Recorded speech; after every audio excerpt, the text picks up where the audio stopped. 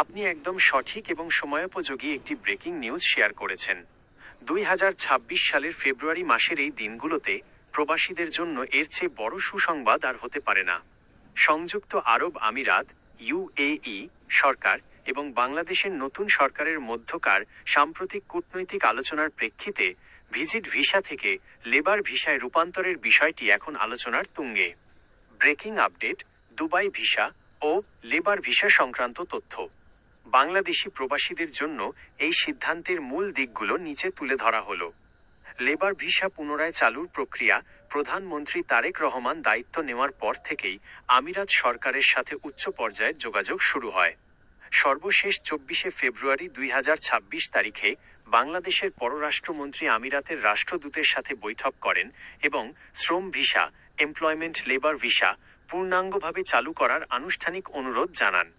Visit visa থেকে labour ভিসায় রূপান্তর। অনেক প্রবাসী যারা বর্তমানে ভিজিট ভিসায় আমিরাতে অবস্থান করছেন তাদের জন্য স্টেটাস চেঞ্জ বা ভিজিট ভিসা থেকে সরাসরি লেবার ভিসায় যাওয়ার সুযোগটি বড় স্বস্তি নিয়ে এসেছে।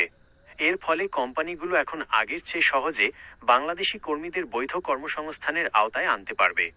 দক্ষ ও অদক্ষ শ্রমবাজার, বিশেষ করে কনস্ট্রাকশন, সার্ভিস সেক্টর এবং ডেলিভারি রাইডারদের জন্য বড় বড় কোম্পানিগুলো এখন নতুন করে কোটা বরাদ্দের আবেদন করতে পারছে। সতর্কতা, ভিসা চালু হওয়ার এই খুশির খবরের সুযোগ নিয়ে কোনো অসাধু দালাল বা এজেন্সি যেন আপনার সাথে প্রতারণা করতে না পারে সেদিকে খেয়াল রাখবেন। সবসময় সরকারি ওয়েবসাইট বা বিশ্বস্ত রিক্রুটিং এজেন্সির মাধ্যমে যাচাই করে লেনদেন করুন। আলহামদুলিল্লাহ, এই পরিবর্তনের ফলে দেশের রেমিটেন্স প্রবাহ যেমন বাড়বে, তেমনি কয়েক লাখ বাংলাদেশির কর্মসংস্থানের পথ সুগম হবে। আপনি কি দুবাইয়ের বর্তমান ভিসা ফি বা কোন কোন পেশায় এখন সবচেয়ে বেশি নিয়োগ হচ্ছে সে সম্পর্কে জানতে চান?